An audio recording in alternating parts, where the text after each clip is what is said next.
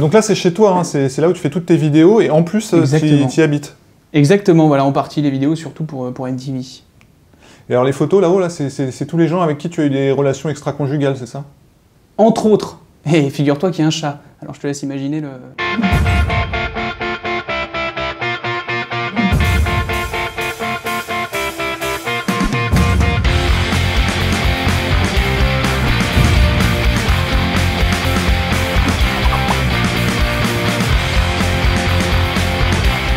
Au ski, à la montagne, dans le métro, en train de commander une pizza, de faire les soldes ou de dober sur les plus grosses stars mondiales de la pop, Jérôme n'en demeure pas un être humain qui a décidé de se confier ce soir.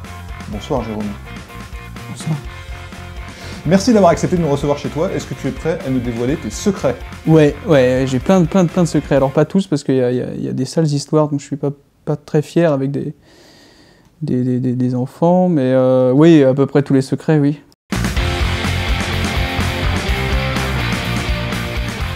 Alors comment on décide? Tout simplement sur un coup de tête. Hein. Moi j'ai rencontré en fait sur des projets précédents, des petits projets web, une émission qui s'appelait Web Story, Axel, et avec qui maintenant je fais des vidéos. Et après ce projet web, on s'est dit bah, tiens, si on commençait à faire des vidéos, et on a dit allez banco, la firme Jérôme est née comme ça, en 2010.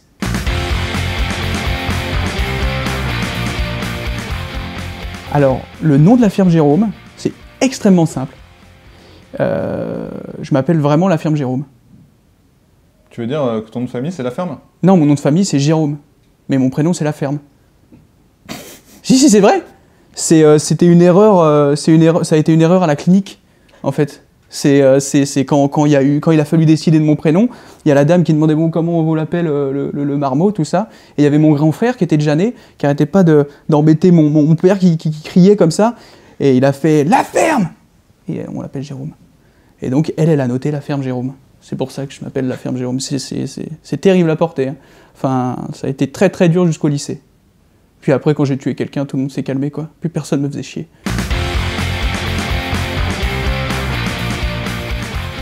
Comment je définirais mon œuvre vidéo? Tout simplement, si tu veux, une œuvre où l'humour et la franche rigolade sont mises en avant, quoi. Voilà, on est là avant tout pour se marrer, et je crois que ça se voit sur ma tête. Tu vois? Ouais. Le rire, c'est super important.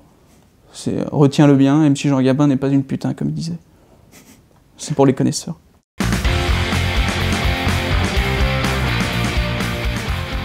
Alors, Jérôme, la ferme Jérôme, 27 ans, humoriste, comédien, adore les chats et les cornichons extra fins. C'est tout. Parce que pour l'instant, il n'y a pas grand-chose, hein, il n'y a pas grand-chose d'autre. Hein, donc,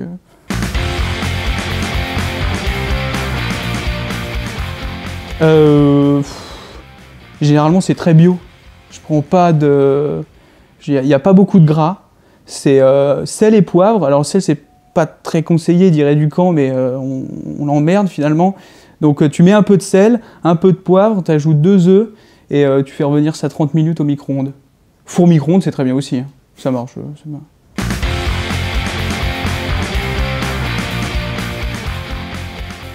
Est-ce que tu connais la différence entre un chimpanzé et un orang-outan?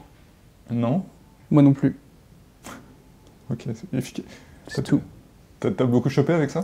J'ai énormément... Oh là là, putain. Pas arrêté.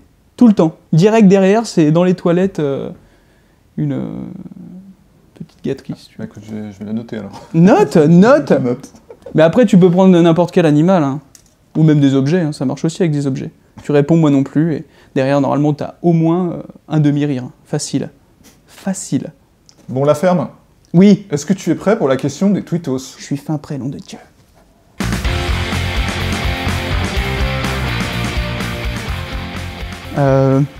Excellente question de Brit Nanis. De Brit Nanis. On capte le jeu de mots, c'est très drôle.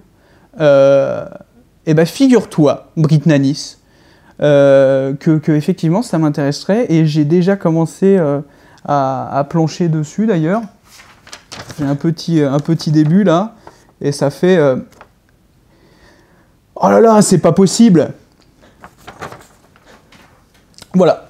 Donc c'est en cours, hein, mais c'est quelque chose qui m'intéresse effectivement. Bah, enfin, t'as vu le boulot, hein, je veux dire. Ouais, bah, rendez-vous dans 10 ans, quoi. Voilà, il y a un sacré début. Attends, et ça va, il y a du gros lol derrière. Hein.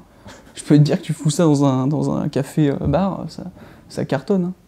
Est-ce que tu es prêt pour la question subsidiaire? Allez, question subsidiaire, balance ma gueule. Si, la famille, B2O.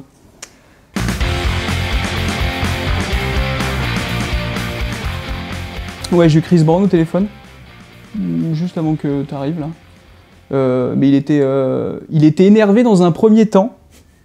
Tu vois, dans un premier temps très énervé.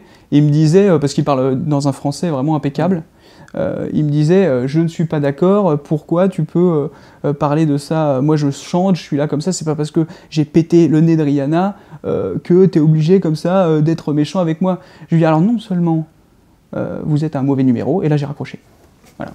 Ça allait très vite, extrêmement vite. Voilà, donc j'ai pas de réponse, mais je sais qu'il est mécontent, ouais. Très très mécontent. Hein. Ouais.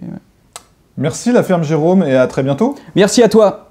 Est-ce que tu peux tendre ta main parce que j'ai pas le droit d'avancer pour qu'il y ait un bon cadre? Merci.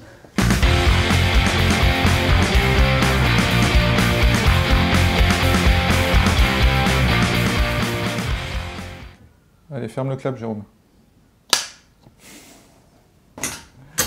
Ah non, si tu leur pètes leur matos, Attends, ça tu va pas m'as aller, dit de hein. le balancer. Non, attends, faut pas leur péter leur matos. Ils sont pas assurés en plus.